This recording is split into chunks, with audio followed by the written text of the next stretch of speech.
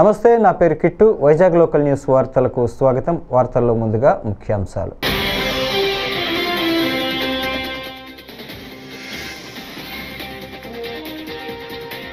ఢిల్లీ పేలుడు ఘటనలో క్షతగాత్రులను పరామర్శించిన ప్రధాని మోదీ.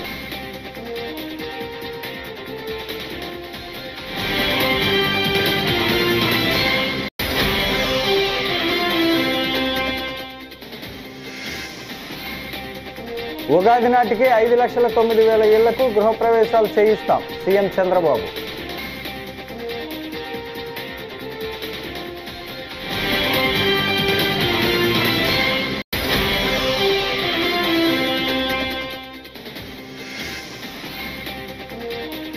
అలాంటి వారిని ఉరితీసినా పాపం లేదు, వైసీపీపై దేవినేని ఫైర్.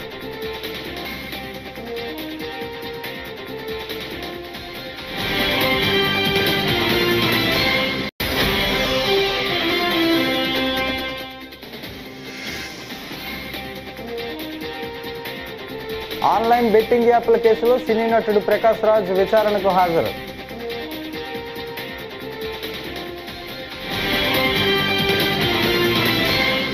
ఇక డీటెయిల్స్ చూస్తే 2029 నాటికి ప్రతి పేదవాడికి సొంతిల్లు ఉండాలనేది ప్రభుత్వ లక్ష్యమని సీఎం చంద్రబాబు అన్నారు. ఏపీలో 3 లక్షల ఇళ్ల గృహప్రవేశాలకు సీఎం శ్రీకారం చుట్టారు. అన్నమయ్య జిల్లా చిన్నమండెం మండలం దేవగుడిపల్లిలో ఈ కార్యక్రమాన్ని ప్రారంభించారు. పలువురు లబ్ధిదారులకు ఇంటి తాళాలను అప్పగించారు. రాష్ట్రంలోని మిగతా ప్రాంతాల్లో గృహప్రవేశాలను వర్చువల్గా ప్రారంభించారు.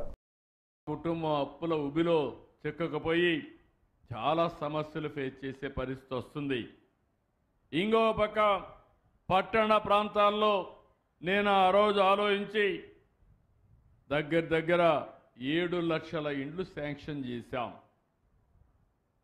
7 లక్షల ఇండ్లు కూడా మీరు చూస్తే 104 మున్సిపాలిటీల్లో 4,54,706 యూనిట్లు 34 ప్యాకేజీల కింద పెద్ద టౌన్షిప్ల నిర్మాణం చేశాం. ఆధునికమైనటువంటి నగరాలు నిర్మాణం చేశాం.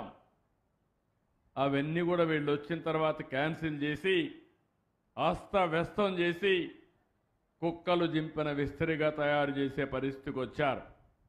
ఫ్రీ అన్నారు, మాట నిలబెట్టుకోలేకపోయారు. అక్కడ రోడ్లు కూడా వేయలేకపోయారు. ఇలాంటి చాలా అవకతవకలు జరిగి మొత్తం ఈ ఇళ్ల నిర్మాణం ఒక భ్రష్టు పట్టిన వ్యవస్థగా తయారయ్యే పరిస్థితికి వచ్చింది. కొత్తగా ఇండ్లు కడతామన్నారు. మీరందరూ గుర్తుపెట్టుకోవాలి, ఎప్పుడు కూడా నేనున్నప్పుడు ఇంటికి పట్టణ ప్రాంతాల్లో 2 సెంట్లు, గ్రామీణ ప్రాంతాల్లో 3 సెంట్లు పేదవాళ్లకు ఉచితంగా ఇంటి జాగా ఇచ్చాం. వీళ్ళు వచ్చిన తర్వాత పట్టణ ప్రాంతంలో 1 సెంటు, గ్రామీణ ప్రాంతంలో 1.5 సెంటు, అది కూడా ఊర్లో కాదు, ఎక్కడో అడవిలో, ఎక్కడో చెరువులో, ఎక్కడో వాగులో ఇచ్చారు. చాలా భయంకరంగా అవినీతి చేశారు. గవర్నమెంట్ భూమి తీసుకోవడం, దాని మీద లో లెవెల్ అని దాని మీద లెవెల్ చేయడానికి కోట్ల రూపాయలు ఖర్చు పెట్టి మీరు కట్టే పన్నులన్నీ కూడా దోచుకునే పరిస్థితికి వచ్చారు. ఇలాంటివన్నీ కూడా చేయడమే కాకుండా ఎక్కడా రోడ్లే లేదు, డ్రైనేజ్ లేదు, మంచినీరు లేవు, కరెంటు లేదు. ఎవరన్నా పోవాలంటే అక్కడ పాములు ఇవన్నీ చూసి భయపడే పరిస్థితి వచ్చింది. ఈ విధంగా మీ జీవితాలతో ఆడుకున్నారు. చాలా దారుణంగా ప్రవర్తించే పరిస్థితికి వచ్చారు. ఇంకో పక్క మీరు చూస్తే పేదవాళ్ళకు కట్టే ఇండ్లకు ఇవ్వాల్సిన ఇసుకలో కూడా పంది కుక్కలు ఇష్టానుసారంగా దోచుకునే. ఆన్లైన్ బెట్టింగ్ యాప్ల కేసులో సినీ నటుడు ప్రకాష్ రాజ్ బుధవారం సాయంత్రం ప్రత్యేక దర్యాప్తు బృందం సిట్ విచారణకు హాజరయ్యారు. సిఐడి కార్యాలయంలో అధికారులు ఆయన్ని పలు కోణాల్లో ప్రశ్నించినట్లు సమాచారం.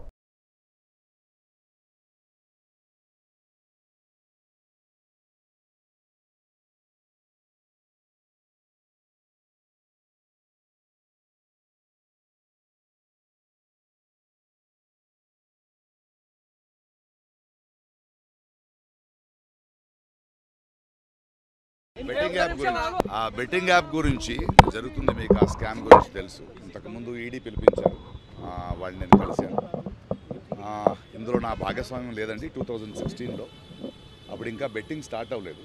ఒక యాప్ గురించి యాడ్ చేశాను. ఆ తర్వాత అది బెట్టింగ్ అయితే దాని నుంచి నేను తప్పుకున్నాను. I did not take payment అంటే ఓకే అన్నారు. సిఐడికి కూడా ఒక సార్వజనికులు ఒకరు కంప్లైంట్ చేశారు మన పేర్లన్నీ చెప్పి. సో దాని గురించి పిలిచారు అండ్ వెళ్ళి మాట్లాడాను. 2017లో ఇక్కడ బ్యాన్ అయ్యింది. 2016లో ఇంకా బెట్టింగ్ స్టార్ట్ అవ్వలేదండి. ఆ యాప్ ఒక గేమ్ అనుకుని మేము చేసామండి. ఆ తర్వాత తెలిసింది బెట్టింగ్ యాప్ ఈజ్ రాంగ్, అందువల్ల నేను కంటిన్యూ చేయలేదు. ఆ డీటెయిల్స్ ఇచ్చాను. ఆ తర్వాత ఏదైనా చేశారా, వేరే కంపెనీస్ ఏదైనా చేశారా అంటే లేదండి అని చెప్పాను. అంతే. బ్యాంక్ స్టేట్మెంట్స్ని అప్పుడే ఇచ్చాము, అందులో ఏమీ లేదని తెలిసింది.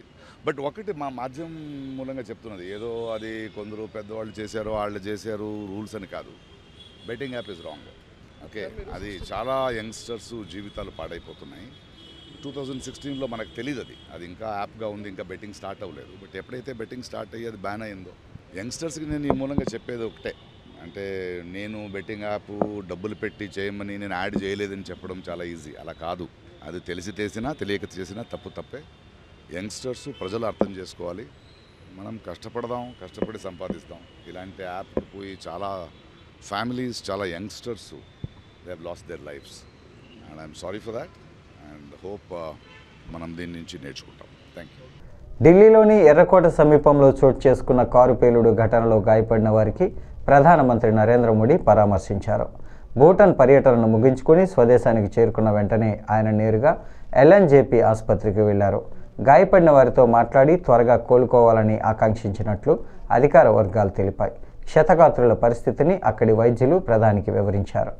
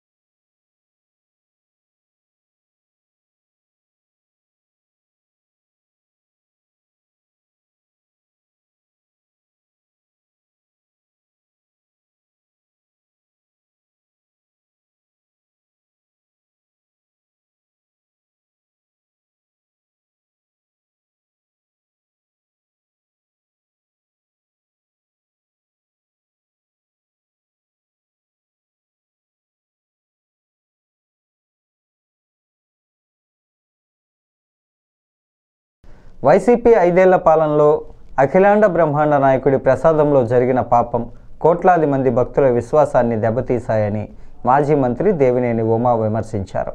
బుధవారం మీడియాతో ఆయన మాట్లాడుతూ హైకమాండ్ ఒత్తిడితో కల్తీ నెయ్యికి సహకరించారని, సుబ్బారెడ్డికి అంతా తెలిస్తే కల్తీ జరిగిందని ధర్మారెడ్డి సిట్ విచారణలో వెల్లడించినట్టు న్యూస్ అందరూ చూస్తున్నారని తెలిపారు. ఏళ్ల తరబడి ధర్మారెడ్డి తాడేపల్లి ప్యాలెస్ సుబ్బారెడ్డి కరుణాకర్ రెడ్డి కనుసన్నల్లో టీటీడీలో పెత్తనం చేశారని అన్నారు. అటువంటి దేవాలయంలో వైసీపీ ప్రభుత్వ 5 ఏళ్ల పరిపాలనలో అఖిలాండ బ్రహ్మాండ నాయకుడి ప్రసాదంలో జరిగింది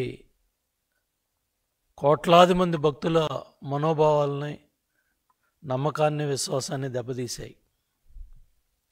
చాలామంది బాధతో, చాలామంది దాని మీద మరి బాధపడటం కూడా జరిగింది. అటువంటి కేసులో సుప్రీంకోర్టు పర్యవేక్షణలో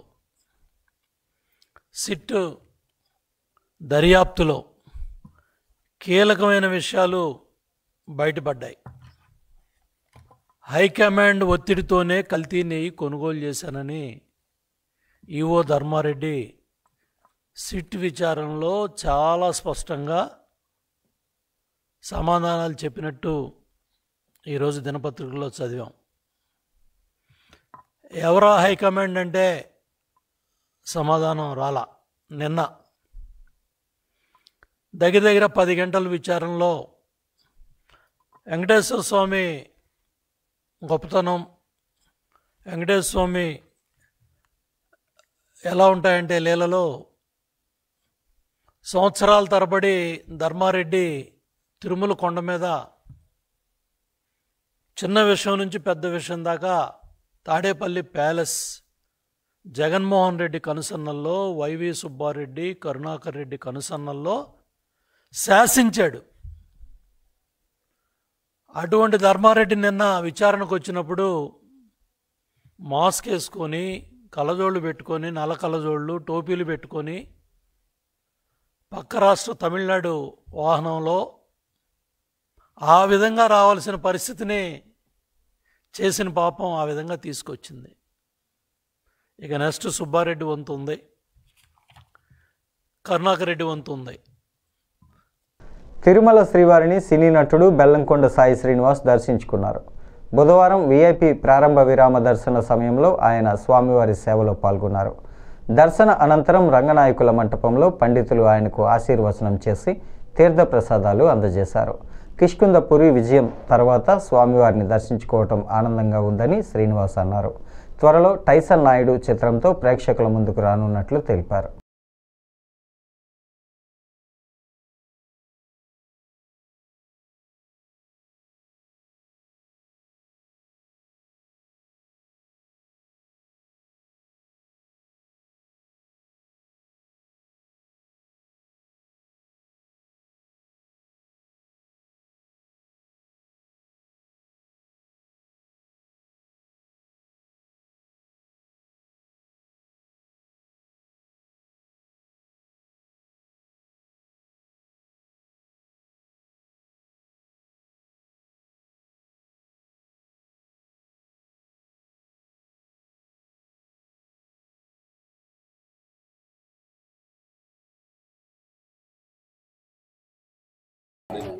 మా సుభాష్ వల్ల చాలా అద్భుతమైన దర్శనం జరిగింది అండ్ చాలా చాలా ఆనందంగా ఉంది. కిష్కింధపురి సక్సెస్ తర్వాత స్వామివారిని వచ్చి దర్శనం చేసుకోవడం నాకు చాలా చాలా ఆనందంగా ఉంది. ఇంత మంచి విజయం ఇచ్చిన స్వామివారికి, తెలుగు ప్రేక్షకులకి, ప్రతి ఒక్కరికి మనస్ఫూర్తిగా ధన్యవాదాలు తెలుపుకుంటున్నాను. అలానే నా తదుపరి చిత్రం టైసన్ నాయుడు హైందవ అని వస్తుందండి.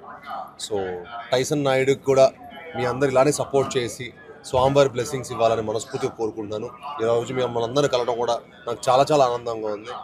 ఇంకేం మరెన్నోసార్లు తిరుపతికి వచ్చి మిమ్మల్ని అందరూ కలుసుకోవాలని ఉంది. థ్యాంక్ యూ అండి, thank you very much. Okay, thank you. నమోకు మంత్రి లోకేష్ కొత్త నిర్వచనం చెప్పారు. నమో అంటే నాయుడు మోడీ కలయిక అని మంత్రి లోకేష్ అన్నారు. బుధవారం ఢిల్లీలో ఆయన మాట్లాడుతూ పరిశ్రమలు ఏపీని ఎంచుకోవటానికి 3 కీలక కారణాలు ఉన్నాయని అన్నారు. సీఎం చంద్రబాబు వేగవంతమైన ప్రక్రియ, ఎకోసిస్టమ్ అని వివరించారు. మంచి సంబంధాలు నెలకొల్పుతున్నందునే రాష్ట్రానికి పరిశ్రమలు వస్తున్నాయన్నారు. పెట్టుబడులకు వేగవంతమైన సౌకర్యాల కల్పన కీలకమని అన్నారు.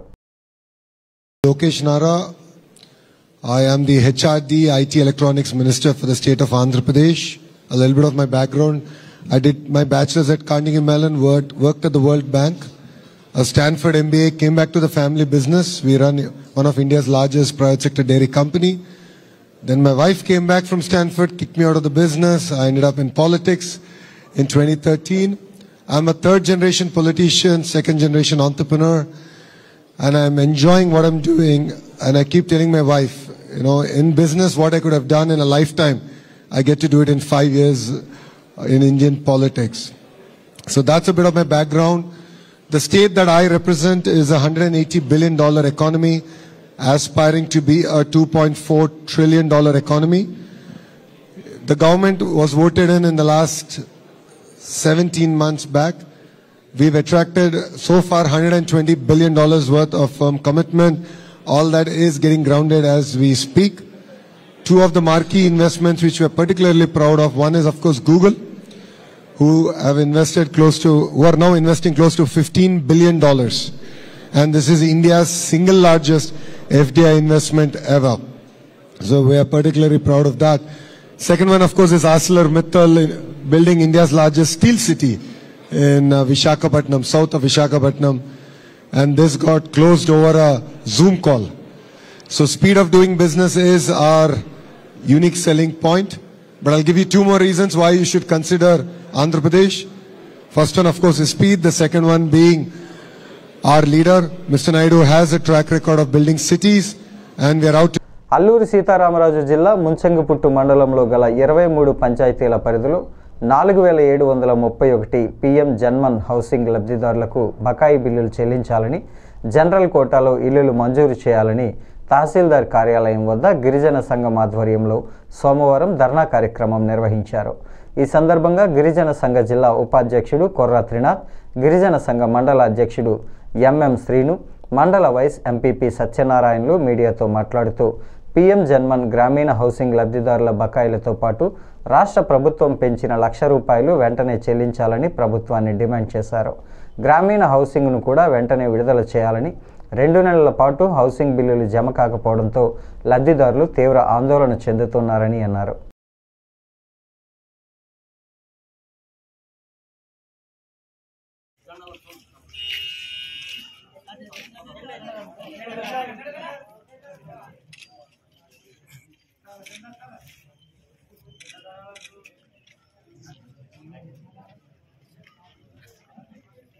हाउसिंग सर काफी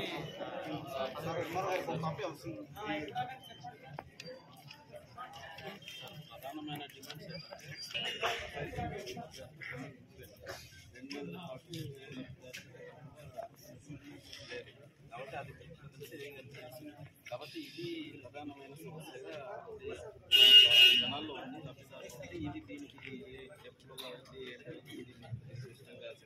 నిర్మాణానికి ₹10,00,000 ఇవ్వాలి. పీఎం జన్మన్తో పాటు జనరల్ కేటగిరీ వాళ్ళందరికీ బిల్లులు చెల్లించాలి. బకాయి పట్ట ఇల్లు నిర్మాణ బిల్లులు వెంటనే బడ్జెట్ రిలీజ్ చేయాలి. బకాయి పట్ట ఇల్లు. నా పేరు పాటుబోయి సత్యనారాయణ, ముంచెంగిపుట్టు మండలం వైస్ ఎంపీపీ. నేను ముంచెంగిపుట్టు మండలంలో పీవీటీజీలకు సంబంధించి పీఎం జన్మన్ అలాగే పీఎంవైకి సంబంధించిన దాంట్లో ఇప్పటికీ first bill, second bill, third bill ఈ రకంగా చూసుకుంటే మొత్తం టోటల్గా ఆగిపోయి ఉంది. మొత్తం 3వ బిల్లు ఇచ్చిన వాళ్ళు చాలా తక్కువ మంది ఉన్నారు. అలాగే ఎన్ఆర్జీఎస్కి సంబంధించిన దాంట్లో కూడా బకాయి పూర్తిగా ఉండిపోయింది, ఏ ఒక్కరు కూడా అందలేదు. అలాగే ప్రభుత్వం గిరిజన సంఘం ఆధ్వర్యంలో పూర్తి స్థాయిగా పోరాడిన సందర్భంగా ₹1,00,000 ఇస్తామని ప్రభుత్వం ఒప్పుకొని ఇప్పటి వరకు మొండి చేయి చూపింది. ఇది ప్రభుత్వం నిర్లక్ష్యమని మేము చెప్పదలిచాం. అలాగే ఈ పీఎం జన్మన్కి సంబంధించి ప్రభుత్వం, కేంద్ర ప్రభుత్వం, రాష్ట్ర ప్రభుత్వం కూడా గడువు డిసెంబర్ వరకు అని 5వ తారీఖు వరకు లేకపోతే డిసెంబర్ లోపు అని చెప్పడం అనేది ఇది దుర్మార్గమైన చర్య. ఏజెన్సీ ప్రాంతంలో ఇసుక ధర, లేకపోతే సిమెంటు, లేకపోతే మిగిలిన అన్ని రకాలుగా కూడా మొత్తం రేటు పెరిగిపోయింది. అలాగే ఈ ప్రాంతంలో ఇల్లు కట్టుకోవడానికి చాలా దుర్భరమైన పరిస్థితి, బాధాకరమైన ఇబ్బందులైన పరిస్థితులు రైతులు ఎదుర్కొంటున్నారు. ఈ సందర్భంగా ఈ రకమైనటువంటి అడ్డంకి పెట్టడం, ఖచ్చితమైన గడువు అని చెప్పడం అనేది దుర్మార్గం. ఖచ్చితంగా వీళ్ళందరినీ బిల్లులు చెల్లించాలని డిమాండ్ చేస్తున్నాం. నా పేరు కొర్ర త్రినాథ్, సిపిఎం పార్టీ మండల కార్యదర్శి. ఈరోజు ఆదివాసీ గిరిజన సంఘం ఆధ్వర్యంలో ఏదైతే పీఎం జన్మన్ హౌసింగ్ బిల్స్ ఇవ్వాలని చెప్పి, అలాగే జనరల్ కేటగిరీ వాళ్ళకి సంబంధించి కూడా వాళ్ళకి ఇమ్మీడియట్లీగా తక్షణమే విడుదల చేసి వాళ్ళందరికీ కూడా ఇల్లు కట్టివ్వాలని చెప్పి, అలాగే ఏదైతే ఈరోజు మొత్తం సిమెంట్ రేటు పెరిగింది, ఇసుక రేటు పెరిగింది, ఐరన్ రేటు పెరిగింది, అలాగే లేబర్ రేటు కూడా పెరిగింది. కాబట్టి దానికి కాస్ట్కి తగ్గట్టుగా ధరలకి అనుగుణంగా ఈరోజు ₹10,00,000 ఇవ్వాలని చెప్పి, అలాగే ఏదైతే పీఎం జన్మన్ హౌసింగ్ కి సంబంధించి బకాయి పడినటువంటి బిల్లులు ఉన్నాయో ఆ బకాయి పడిన బిల్లులు వెంటనే ఇవ్వాలని చెప్పేసి ఈరోజు ఆదివాసీ గిరిజన సంఘం ఆధ్వర్యంలో ఈరోజు ఈ తహసీల్దార్ కార్యాలయం ముట్టడి చేయడం జరిగింది. ఇప్పటికైనా కేంద్ర రాష్ట్ర ప్రభుత్వాలు స్పందించి, అలాగే ప్రభుత్వ అధికారులు వెంటనే స్పందించి తక్షణమే ₹10,00,000 ఈ ఇల్లుకి సంబంధించి ఇవ్వాల్సిన అవసరం ఉంటుంది. అలాగే బకాయి పడిన బిల్లుకి సంబంధించి కూడా వెంటనే విడుదల చేయాలి. జనరల్ కేటగిరీకి సంబంధించి కూడా తక్షణమే విడుదల చేయని చెప్పి ఈ సందర్భంగా డిమాండ్ చేయడం జరుగుతుంది. ఇదే కాకపోతే ఖచ్చితంగా ప్రభుత్వం ఇప్పటికైనా సానుకూలంగా స్పందించి, ఇదే కాకపోతే ఖచ్చితంగా కలెక్టర్ ఆఫీస్ ముట్టడి చేయడం జరుగుతుందని చెప్పేసి ఈ సందర్భంగా ప్రభుత్వానికి హెచ్చరిక జారీ చేస్తున్నాం. అనకాపల్లి జిల్లా సబ్బవరం మండలం వంగలి వద్ద నిర్మిస్తున్న Indian Institute of Petroleum energies సంస్థకు సంబంధించిన బాలుర విద్యార్థుల హాస్టల్ 2వ బ్లాక్ల భవనాలను సోమవారం లాంఛనంగా అధికారులు ప్రారంభించారు. ఈ కార్యక్రమానికి ఇక్కడ ఐఐపిఈ రిజిస్ట్రార్ రాంపాల్ ద్వివేది దంపతులు పూజా కార్యక్రమంలో పాల్గొన్నారు. గృహప్రవేశం సందర్భంగా గోపూజ కార్యక్రమాలు కూడా నిర్వహించారు. ఇక్కడ యూనివర్సిటీ అధికారుల ఆహ్వానం మేరకు అనకాపల్లి జిల్లా కలెక్టర్ విజయకృష్ణన్ సబ్బవరం తహసీల్దార్ బీచిని కృష్ణతో కలిసి ప్రారంభోత్సవ కార్యక్రమాల్లో పాల్గొన్నారు. జిల్లా కలెక్టర్ విజయకృష్ణన్కు Indian Institute of Petroleum Energies director Shalivahana contractor Poojith Kumar, KPC project అధికారి రంగారావులు స్వాగతం పలికారు. ఈ సందర్భంగా వంగలి గ్రామ సర్పంచ్ ఆకుల హేమ, గణేష్ దంపతులను కూడా పూజా కార్యక్రమాలకు అనుమతించారు.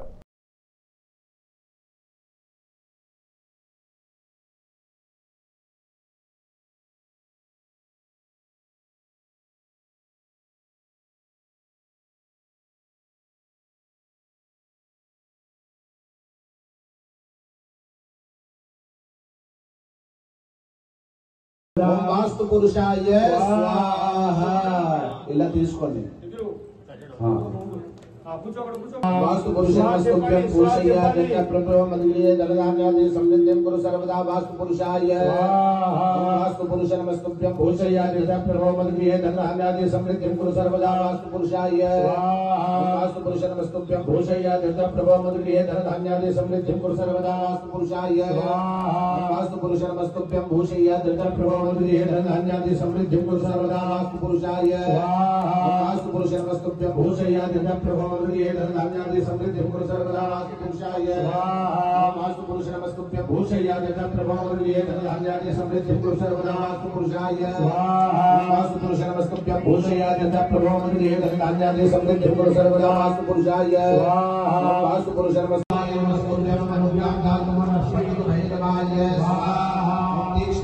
महाकाय कल्पांत दहनोपमाय भैरवाय नमस्तुभ्यं भैरवाय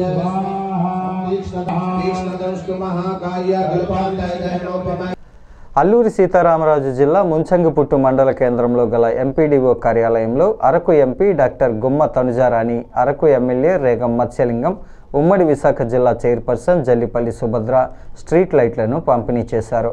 ఈ సందర్భంగా అరకు ఎంపీ మీడియాతో మాట్లాడుతూ ఎలక్షన్లో ఇచ్చిన హామీ మేరకే అరకు, పాడేరు అసెంబ్లీ నియోజకవర్గాలలో ఎంపీ నిధుల నుంచి ప్రతి మండలానికి 14 నుంచి 15 లక్షల రూపాయలు కేటాయించి 250 నుంచి 280 స్ట్రీట్ లైట్లు పంపిణీ చేయడం జరిగిందన్నారు. అరకు ఎమ్మెల్యే మత్స్యలింగం మాట్లాడుతూ మారుమూల ప్రాంతంలో సరైన విద్యుత్ సౌకర్యం లేని కారణంగా అనేక ఇబ్బందులు ఉన్నాయని, ఎంపీ నిధుల నుంచి అరకు నియోజకవర్గంలో స్ట్రీట్ లైట్ల ఏర్పాటు చేయటం సంతోషమన్నారు. అనంతరం జడ్పీ చైర్పర్సన్ సుభద్ర మాట్లాడుతూ ఎంపీ నిధుల నుంచి ముంచంగిపుట్టు మండలానికి స్ట్రీట్ లైట్ల ఏర్పాటుకు కృషి చేసిన ఎంపీ తనుజారాణికి కృతజ్ఞతలు తెలిపారు.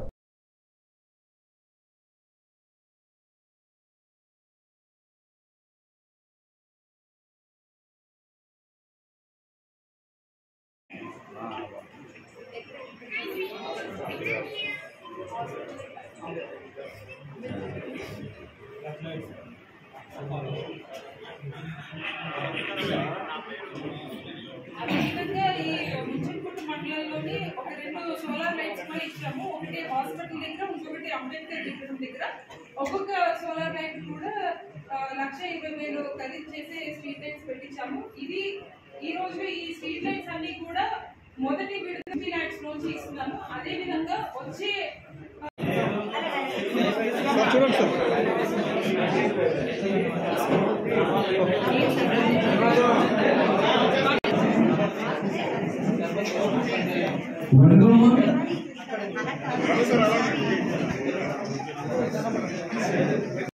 మండలంలో గల అందరి నాయకుల సమక్షంలో ఈరోజు వీడియో కార్యాలయంలో ఈ లైట్లు పంపిణీ చేయడం జరిగింది. మరి దీన్ని గ్రామాల్లో ఉండేటటువంటి ప్రజలు మరి సద్వినియోగం చేసుకోవాలని చెప్పేసి కోరుతా ఉన్నాం. ఎందుకంటే మారుమూల ప్రాంతాల్లో సరైనటువంటి విద్యుత్ కానీ సరైనటువంటి మంచినీటి సౌకర్యాలు లేనటువంటి కారణాలు మనం చూస్తూనే ఉన్నాం. కానీ ఈరోజు ఎంపీ గారు వాళ్ళ ఉదాహరణ స్వభావంతో మరి ఎంపీ లాడ్స్ నుంచి ప్రత్యేకంగా కేటాయించి ఈ అరకు నియోజకవర్గంలో ఈ వీధి లైట్లు పంపిణీ చేయడం గర్వకారంగా ఉందని చెప్పేసి తెలియజేస్తూ ఈ ఎంపీ ల్యాడ్స్ మొదటి విడతగా ఎంపీ ల్యాడ్స్ నుంచి ప్రతి ఒక్క అరకు పాడేరు నియోజకవర్గాల్లోని ప్రతి ఒక్క మండలానికి 14 నుండి 15 లక్షల చొప్పున ఈ స్ట్రీట్ లైట్ 250 నుండి 280 స్ట్రీట్ లైట్స్ డిస్ట్రిబ్యూషన్ జరిగింది. అయితే నా ఎంపీ ఫండ్స్లోంచి ఈ స్ట్రీట్ లైట్స్ని ఇవ్వడం జరిగింది. అయితే ఎక్కడైతే మరీ ముఖ్యంగా ఈ స్ట్రీట్ లైట్స్ మీదే ఎందుకు ఫస్ట్ ఎంపీ లైట్స్ ఎందుకు ఇస్తున్నామని అంటే, నేను ఎలక్షన్ టైంలో తిరిగే టైంలోని ప్రతి ఒక్క విలేజెస్కి వెళ్ళినప్పుడు కూడా అక్కడ బేసిక్గా మనకి ఈ స్ట్రీట్ లైట్స్ కానీ త్రాగునీటి గురించి కానీ అడగడం జరిగింది. సో దాన్ని కన్సిడర్ చేస్తూ మేము ఈరోజు నా ఫస్ట్ ఇయర్లో ఉన్న ఫండ్ని ఈ స్ట్రీట్ లైట్స్కి ఇవ్వడం జరిగింది. దాంట్లో భాగంగా ఈరోజు ముంచంకుట్టు మండలం రావడం జరిగింది. నమస్కారం అండి. ఈరోజు అరకు ఎంపీ గారు తనుజరాణి గారి యొక్క నిధుల నుంచి దాదాపుగా ముంచింపుట్టు మండలంలో 14 లక్షల నుంచి 15 లక్షల వరకు కూడా ఏదైతే వీధి లైట్లు ఉన్నాయో అవన్నీ కూడా ఏర్పాటు చేయడం జరిగిందండి. నిజంగా మా మండలం నుంచి, మా మండలంలో ఉన్న ప్రజల తరఫు నుంచి కూడా మేము ధన్యవాదాలు తెలియజేసుకుంటున్నాము. ఎందుకంటే ఈరోజు అరకు కాన్స్టిట్యున్సీలో గౌరవ ఎమ్మెల్యేగా రేగం మచ్చలింగం గారు, అరకు పార్లమెంట్ సభ్యురాలుగా తనుజరాణి గారు, మరి ప్రజలు ఎంతగానో నమ్మి వైఎస్ఆర్ కాంగ్రెస్ని ఇక్కడ పటిష్టంగా నిలబెట్టారు. రాష్ట్రం అంతా కూడా ఓడిపోయినప్పటికీ కూడా అరకు పాడేరు అనేది ఈరోజు స్టాండర్డ్గా వైసీపీకి కంచుకోటగా నిల్చుంది. సో ఖచ్చితంగా మా అరకు కానివ్వండి, అలాగే పాడేరు కాన్స్టిట్యున్సీ కానివ్వండి, ఖచ్చితంగా ఏదైతే ప్రజలు నమ్మకంగా మమ్మల్ని ఓటేసి గెలిపించారు కాబట్టి ఏ నిధులు వచ్చినా కూడా ఇటు ఎంపీ గారు కానివ్వండి, ఇటు ఎమ్మెల్యే గారు కానివ్వండి, ఏజ్ జిల్లా పరిషత్ చైర్పర్సన్గా నేను కానివ్వండి, ఖచ్చితంగా మా కాన్స్టిట్యున్సీ అరకు కాన్స్టిట్యున్సీని డెవలప్ చేసేదానికి మేము ఎప్పుడు కూడా కృషి చేస్తామని, ఏ చిన్న అవకాశం ఉన్నా కూడా ప్రజల పట్ల ఈరోజు ఉండి వాళ్ళ వెంటే మేము నడుస్తామని కూడా ఈ సందర్భంగా మేము తెలియజేసుకుంటున్నాము. ఇదే కాదు, ఇంకా మరికొన్ని మంచి పనులతోటి బులెటిన్ ముగించే ముందు హెడ్లైన్స్ మరోసారి.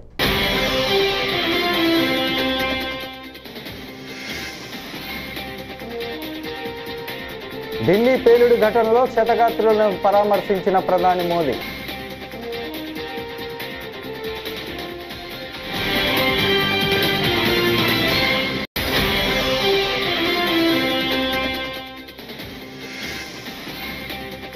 ఉగాది నాటికి 5,09,000 ఇళ్లకు గృహప్రవేశాలు చేయిస్తాం సీఎం చంద్రబాబు.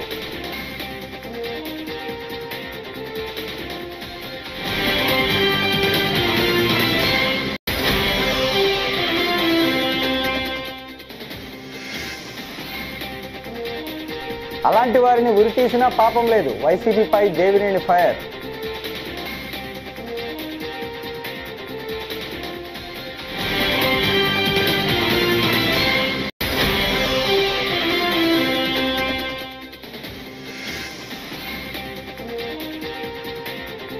ఆన్లైన్ బెట్టింగ్ యాప్ల కేసులో సినీ నటుడు ప్రకాష్ రాజ్ విచారణకు హాజరు.